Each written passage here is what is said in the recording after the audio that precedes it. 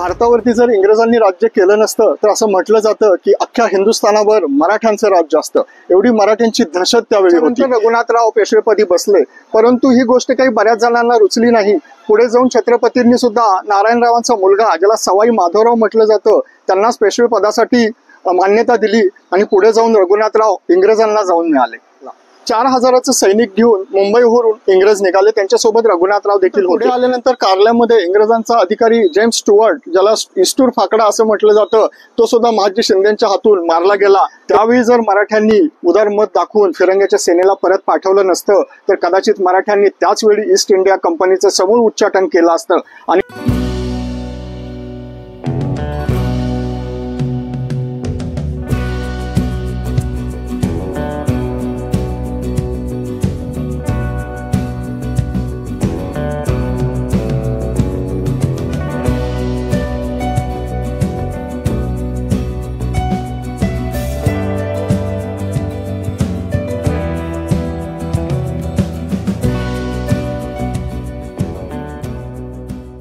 जय शिवराय मंडळी, डॉक्टर प्रसाद ट्रॅव्हलिंग या युट्यूब चॅनलमध्ये तुम्हा सर्वांचं पुन्हा एकदा स्वागत। मंडळी, भारतावरती जर इंग्रजांनी राज्य केलं नसतं तर असं म्हटलं जातं की अख्ख्या हिंदुस्थानावर मराठ्यांचं राज्य असतं। एवढी मराठ्यांची दहशत त्यावेळी होती।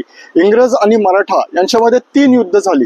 त्यातील पहिली लढाई झाली वडगाव मावळ या ठिकाणी, जिथे आज आपण आलो आहोत।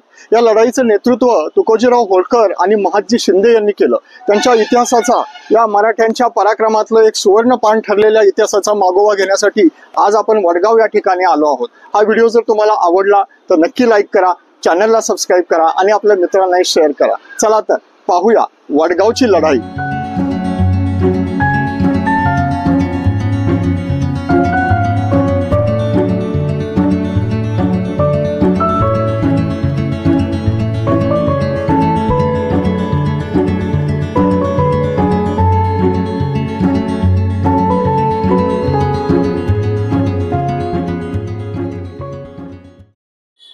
या वडगावच्या लढाईला थोडीशी पार्श्वभूमी सुद्धा आहे। माधवराव पेशवे यांच्या निधनानंतर नारायणराव पेशवेंना पेशवेपद मिळालं। हे मात्र त्यांचे काका रघुनाथरावांना रुचलं नाही। त्यांची ही लालसा पेशवेपदासाठी वाढतच होती। म्हणून त्यांनी रघुनाथरावांच्या पत्नी आनंदीबाईंनी शनिवारवाड्याचे सुरक्षा रक्षक असलेले गारदी लोक होते, त्यांच्याशी संधान साधलं आणि नारायणरावास धरावे असं निरोप पाठवला। पण त्या धरावेचा मारावे झाला आणि दचा मा जी आपली म्हण पडली मराठीमध्ये, ती इथेच झाली। इथे घात झाला आणि नारायणराव पेशव्यांचा खून झाला। त्याच्यानंतर रघुनाथराव पेशवेपदी बसले, परंतु ही गोष्ट काही बऱ्याच जणांना रुचली नाही। पुढे जाऊन छत्रपतींनी सुद्धा नारायणरावांचा मुलगा, ज्याला सवाई माधवराव म्हटलं जातं, त्यांनाच पेशवे पदासाठी मान्यता दिली आणि पुढे जाऊन रघुनाथराव इंग्रजांना जाऊन मिळाले।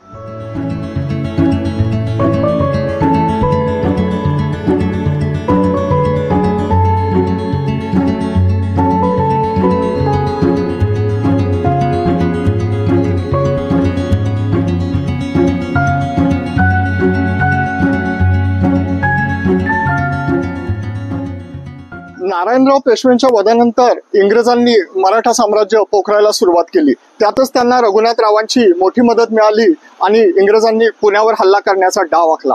4000 सैनिक घेऊन मुंबईवरून इंग्रज निघाले, त्यांच्यासोबत रघुनाथराव देखील होते।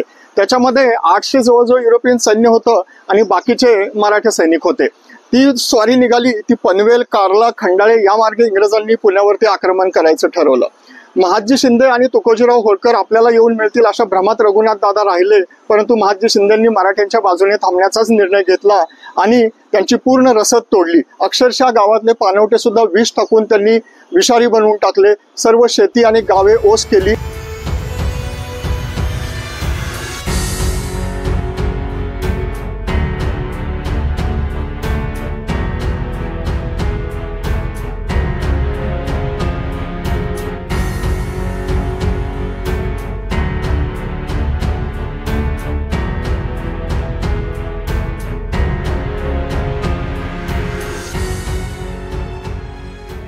इंग्रजांची फौज जशी खंडाळ्याजवळ आली तशी महाजी शिंदेंनी आक्रमण थोडंसं मंद केलं।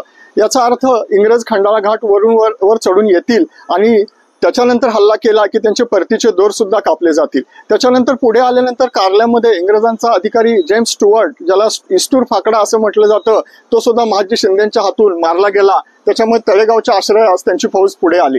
तळेगावमध्येही फारसं त्यांना काही त्यांच्या हाती लागलं नाही। त्यांनी वडगाव मावळचा आश्रय घेतला। 13 जानेवारीच्या रात्री वडगाव मावळमध्ये याच ठिकाणी महादजी शिंदेच्या फौजेने इंग्रजांवरती आक्रमण केलं आणि त्यांना शरण यायला भाग पाडलं।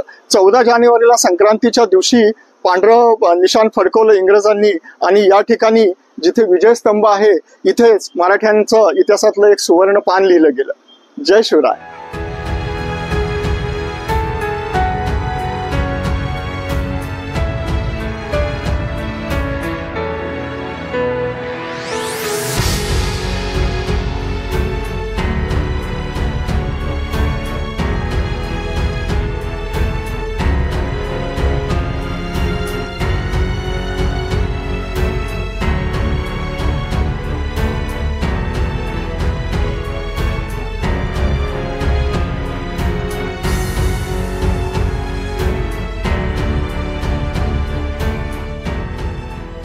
चौदा जानेवारी 1779 रोजी मराठ्यांनी इंग्रजांचा इथे सपशेल पराभव केला आणि फिरंगी सेना शरण आली।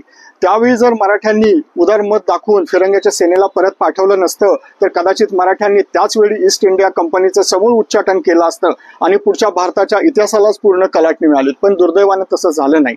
पुढे जाऊन इंग्रज वसाहतवाद्यांनी तो जेम्स स्टुअर्ट जो होता त्याचं मोठं उदात्तीकरण केलं। आपला हा पराभव पुसून टाकण्यासाठी त्याचं स्मारक या ठिकाणी उभं केलं। खरं तर तो जेम्स स्टुअर्ट जो होता, ज्याला इस्तूर फाकडा हे दिलदार मराठे त्याला मोठ्या मनाने म्हणत होते, त्याला 10 दिवस आधीच महादजी शिंदेंनी कारल्यामध्येच मारून टाकला होता। 4 जानेवारी रोजी तो तिथेच संपला होता। तरीही त्याला वडगावचा हिरो बनवण्याचा प्रयत्न इंग्रजांनी केला, परंतु पुढे जाऊन इथल्या विजयस्तंभ प्रतिष्ठानने वडगाव मावळ या ठिकाणी इथे मोठा विजयी स्तंभ उभा करून मराठ्यांच्या इतिहासाचा मोठा जागर केला आहे। जय शिवराय।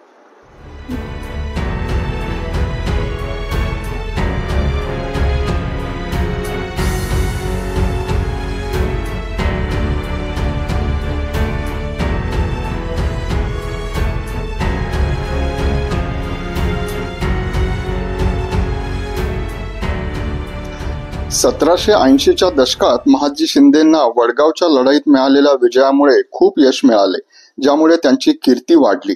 पुढे 1795 मध्ये मराठ्यांनी निजामाचा पराभव करून उल्लेखनीय विजय मिळवला। हा व्हिडिओ तुम्हाला कसा वाटला ते कमेंट सेक्शन मध्ये नक्की सांगा। भेटत राहू। जय शिवराय।